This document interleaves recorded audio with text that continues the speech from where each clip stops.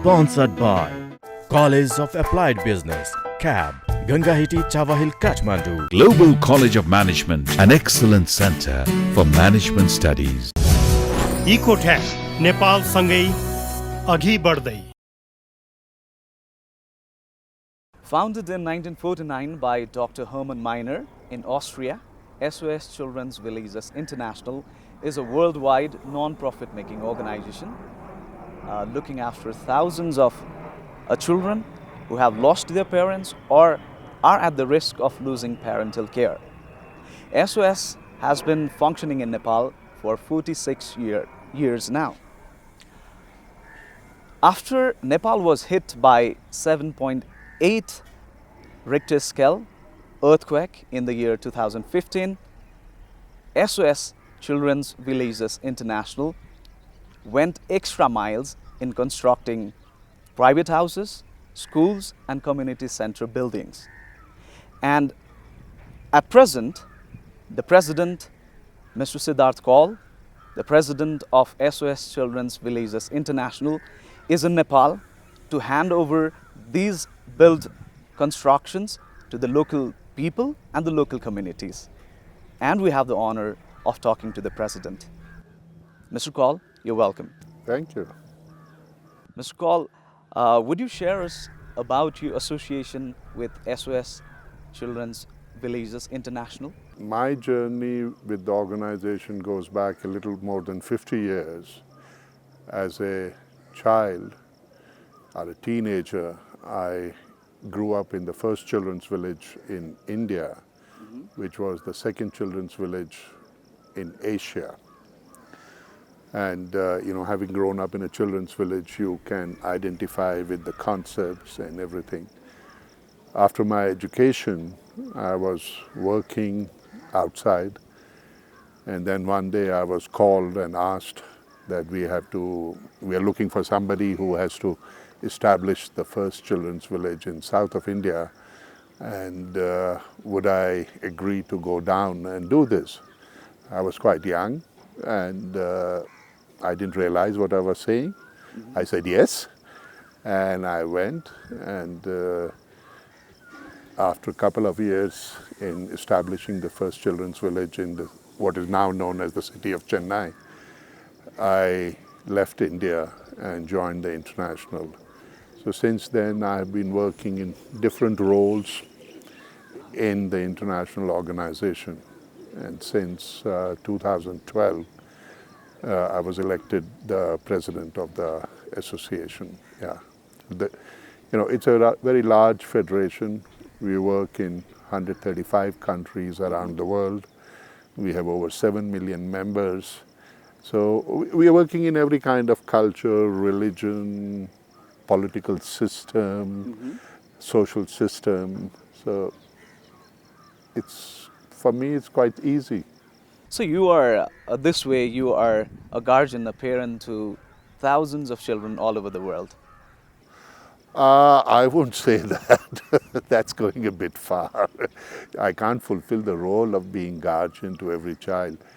We have, the first principle of the organization is a mother for every child. So every child who comes under our care finds a new mother because they have lost their parents. Yes. She is the guardian. And we have to support her, I can't do this. My job is to support them so that they can fulfill. Every child needs a very personal, individualized care. 1 to 50,000 or 1 to 100,000 doesn't work. So 1 to 2, 1 to 4, this works. So, yeah. All right. What differences, having said that the organization is spread in 135 countries, so this covers all the countries, developed and developing ones as well.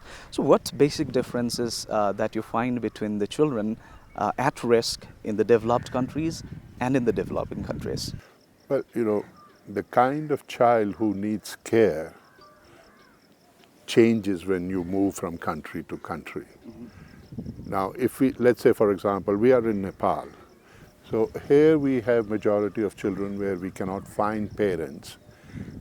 Maybe because of poverty, the parents have abandoned the children, We find children who have lost parents.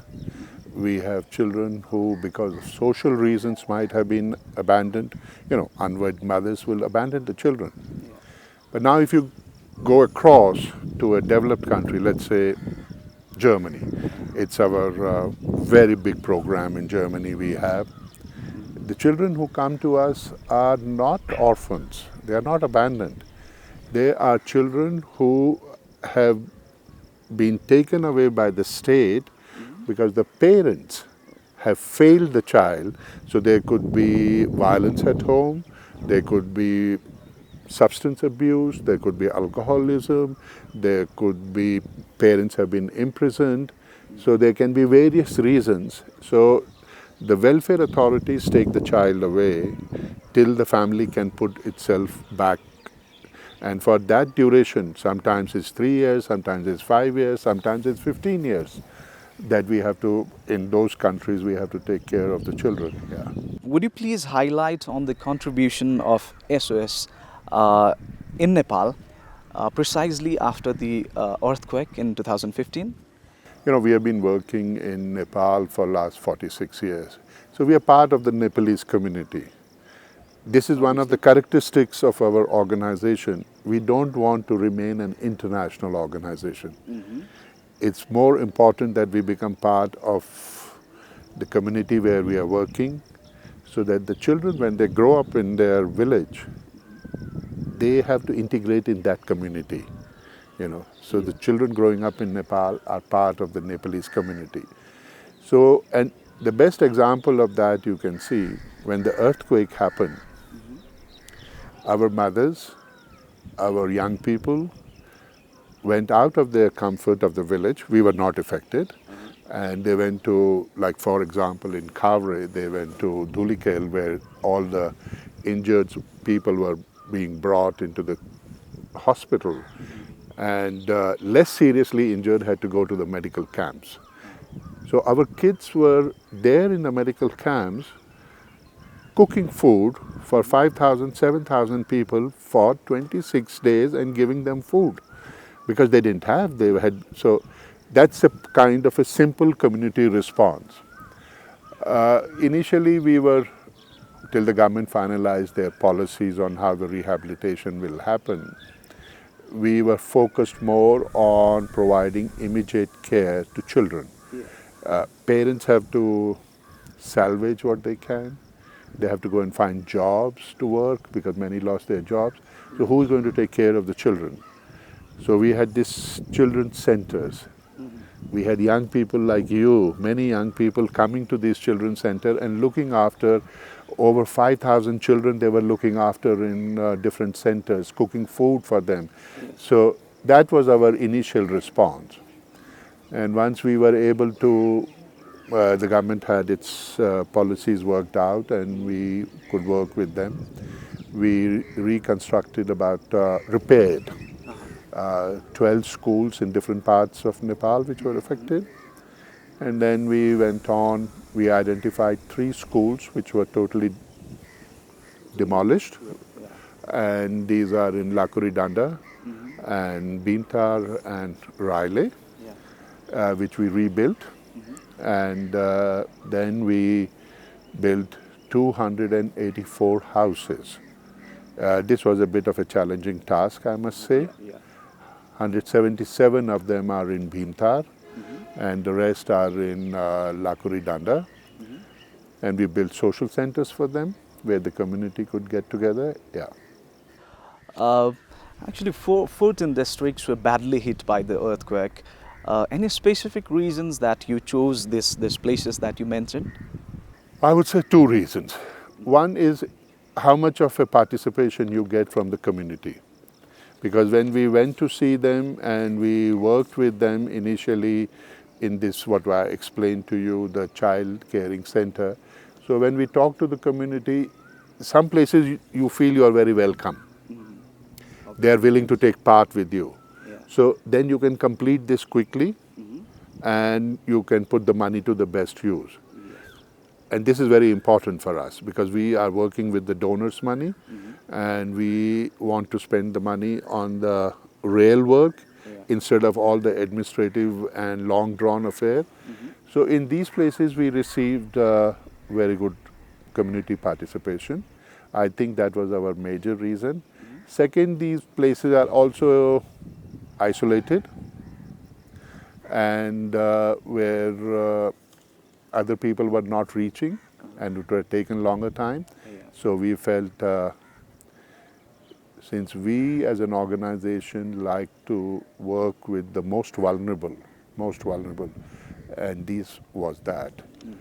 And also the third factor was, I would say, where the schools were concerned, we wanted to also focus where there would be a better possibility for girls to receive good education. So this was also a criteria. Thank you, Mr. Kaul. You built around 300 houses, almost around 284, close to 300, and 3 government schools, and also some community centers. You already have a lot of responsibilities of all these children, and did you not think like this could have been left to the government? I think when there are difficult times, then everybody must participate. Governments can't do everything. And if you have the resources, then you must help your neighbor. If the neighbor is in a difficult time and you have the resources, you should help. You don't go to the government, you help first, right? Yeah, we went to the government and I think the government has been very supportive for us.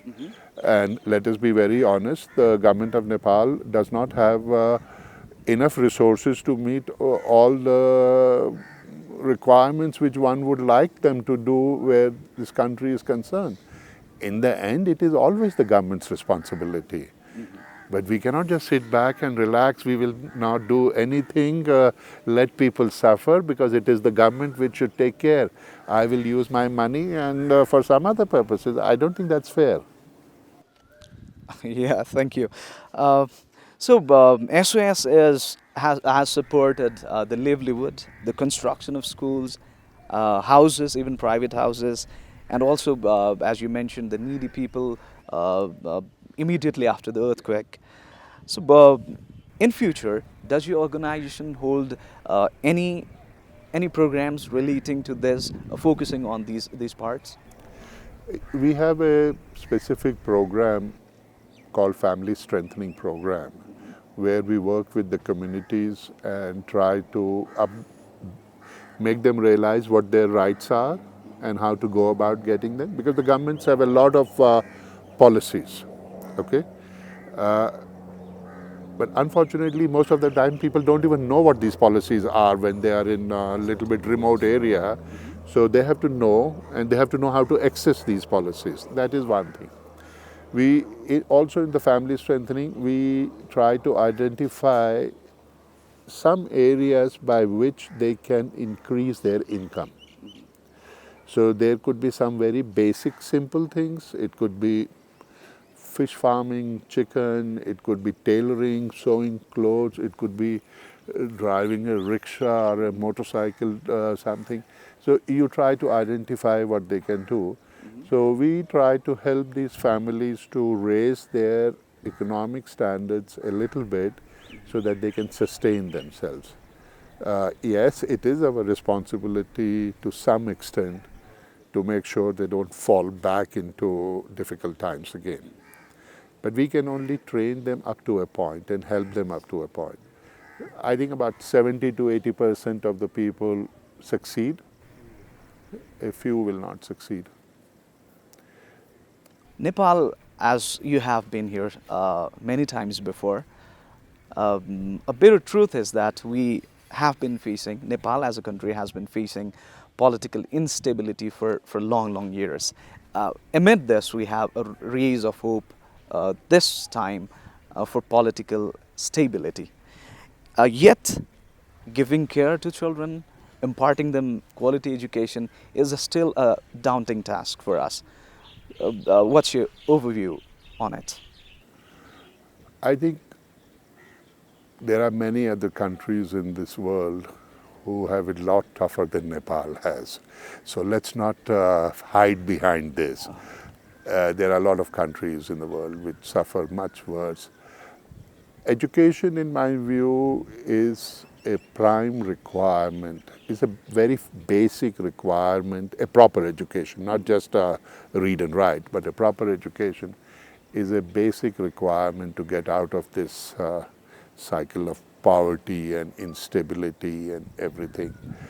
The governments, whichever party it may be, whatever political leaning there may be, should increase their financial allocations, should increase their resources towards some of these basic things, education and certain basic infrastructure, health, road, electricity, things like that.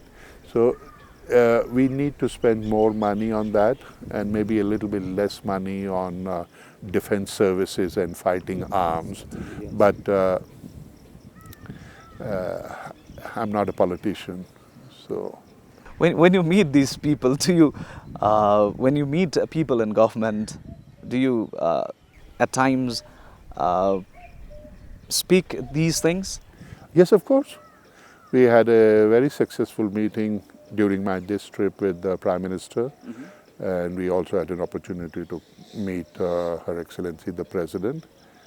And I don't know what the politics of the Prime Minister is, it's not my business, but his ideas... What were the meetings? Well, we explained to the Prime Minister what we were doing. He knew a little bit about it. Yeah. And we talked a lot about how education can be made available to people in far-flung areas.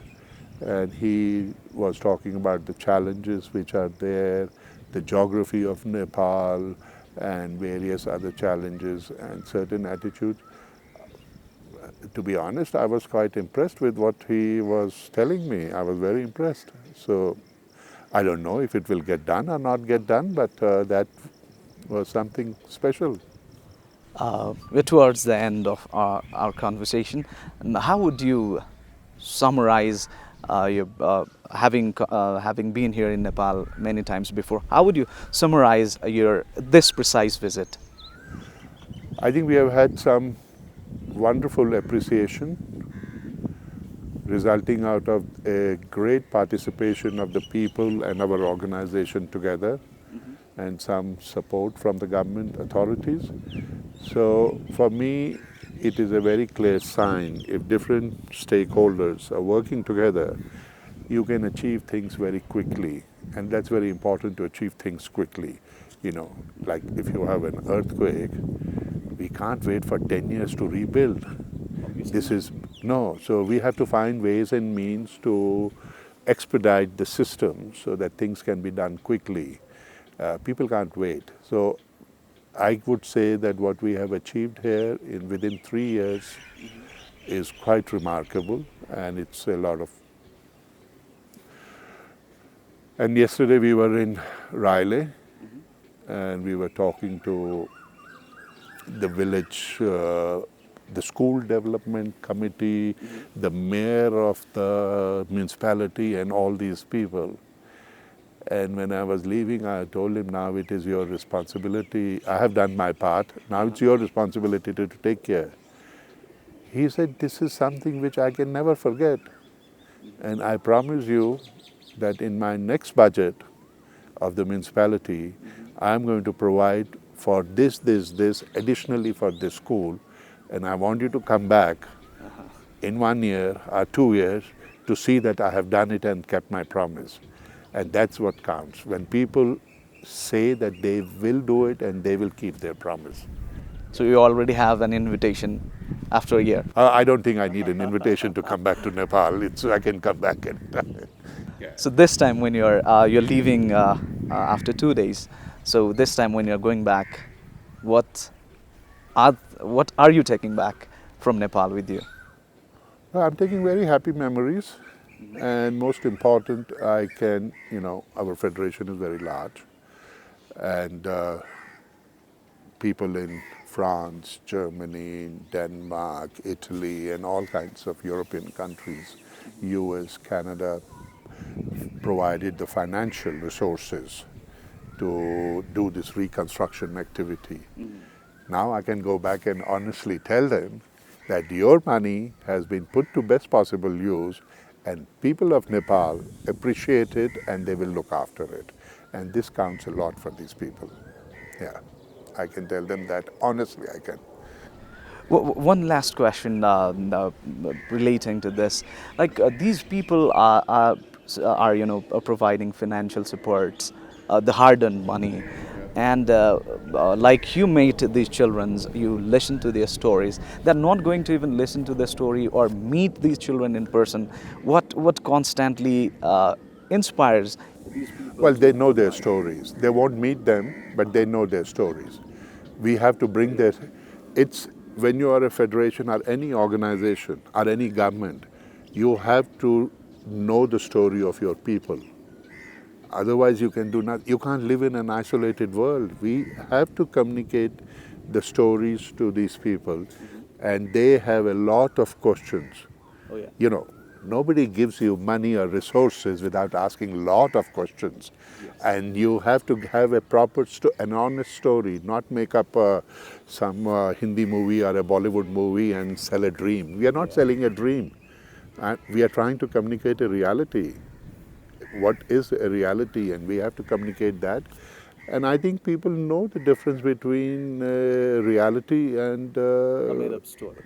Yes, I think people know that. Yeah. Dear President, thank you very much for your precious time. It was really an honor talking to you. Thank you so much. Thank you. Dear audience, I was talking to Mr. Siddharth Kaul, the president of SOS Children's Villages International, and he is in his visit handing over the built schools, private homes and community centers to the local people and local communities. Here we come to the end of the conversation. Thank you for watching us.